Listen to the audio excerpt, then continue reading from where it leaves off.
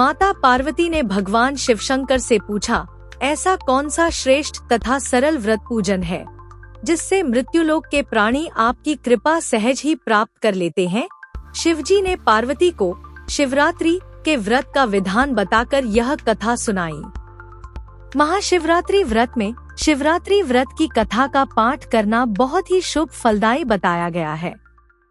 शिव पुराण में भी इस व्रत की महिमा बताई गई है।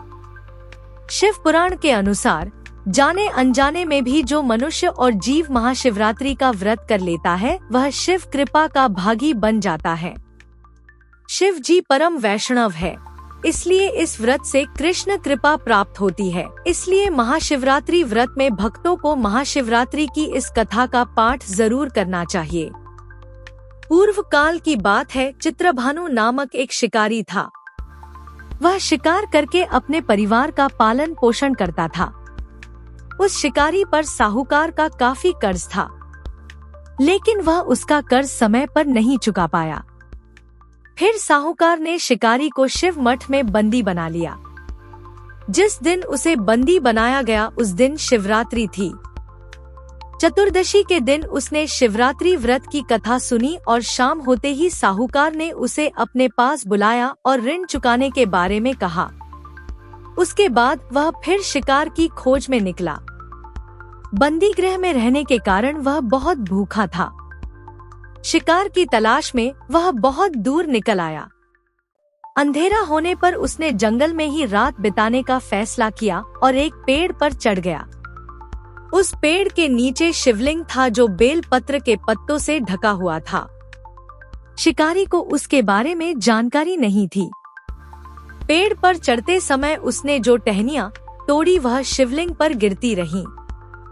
इस तरह से भूखे प्यासे रहकर शिकारी का शिवरात्रि का व्रत हो गया और शिवलिंग पर बेल पत्र भी चढ़ गए। रात के समय एक हिरनी पानी पीने तालाब पर आई। शिकारी जैसे ही उसका शिकार करने जा रहा था भी हिरनी बोली, मैं गर्भवती हूँ, शीघ्र ही प्रसव करूंगी। तुम एक साथ दो जीवों की हत्या करोगे। मैं बच्चे को जन्म देकर तुरंत तुम्हारे सामने आ जाऊंगी, तब मुझे मार लेना। शिकारी ने हिरनी को जाने दिया। इस दौरान अनजाने में कुछ बेल पत्र शिवलिंग पर गिर गए। इस तरह उसने अनजाने में प्रथम प्रहर की पूजा भी संपन्न कर ली। कुछ देर बाद एक हिरनी उधर से निकली। जैसे ही शिकारी ने उसे मारने के लिए धनुष बाण चढ़ाया तो हिरनी ने विनम्रतापूर्वक निवेदन किया, है शिकारी, मैं थोड़ी देर पहले ही ऋतु से निवृत्त हुई हूँ, कामातुर विरहिणी हूँ, अपने प्रिय की तलाश में हूँ। अपनी पति से मिलकर मैं तुम्हारे पास आ जाऊंगी। शिकारी ने उसे भी जाने दिया। रात का आखिरी पहर बीत रहा था, तब भी कुछ बेल पत्र शिवलिंग पर जा गिरे। ऐसे में शिकारी ने अनजाने में ही अंतिम पर की पूजा भी कर ली। इस दौरान वहां एक हिरनी अपने बच्चों के साथ आई। उसने भी शिकारी से निवेदन किया और शिकारी ने उसे जाने दिया। इसके बाद शिकारी के सामने एक हिरण आया। शिकारी ने सोचा, अब तो मैं इसे यहाँ से जाने नहीं दूंगा, इसका शिकार करूंगा। तब हिरण ने उससे निवेदन किया कि मुझे कुछ समय के लिए जीवन दान दे दो। शिकारी ने पूरी रात की घटना उस हिरण को सुना दी। तब हिरण ने कहा कि जिस तरह से तीनों पत्नियां प्रतिज्ञाबद्ध होकर गई हैं, मेरी मृत्यु से अपने धर्म का पालन नहीं कर पाएंगी।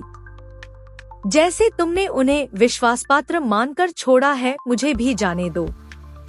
मैं उन सबके साथ तुम्हारे सामने शीघ्र ही उपस्थित होता हूँ। शिकारी ने उसे भी जाने दिया। इस तरह सुबह हो गई। उपवास, रात्रि जागरण और शिवलिंग पर बेल पत्र चढ़ाने से अनजाने में ही शिवरात्रि की पूजा पूर्ण हो गई। लेकिन अनजाने में हुई पूजा का परिणाम उसे तत्काल मिला। थोड़ी देर बाद हिरण और उसका परिवार शिकारी के सामने आ गया। उन सभी को देखकर शिकारी को बहुत गिलानी हुई और उसने पूरे परिवार को जीवन दान दे दिया। अनजाने में शिवरात्रि व्रत का पालन करने पर भी शिकारी को मोक्ष की प्राप्ति हुई। जब मृत्यु काल में यमदूत जीव को ले जाने आए तो शिवगणों ने उन्हें वापस भेज दिया और उसे शिवलोक ले गए। शिवजी की कृपा से चित्रभानु अपने पिछले जन्म को याद रख पाए। इस प्रकार शिवरात्रि के महत्व को जानकर वह इसका अगले जन्म में भी पालन कर पाए।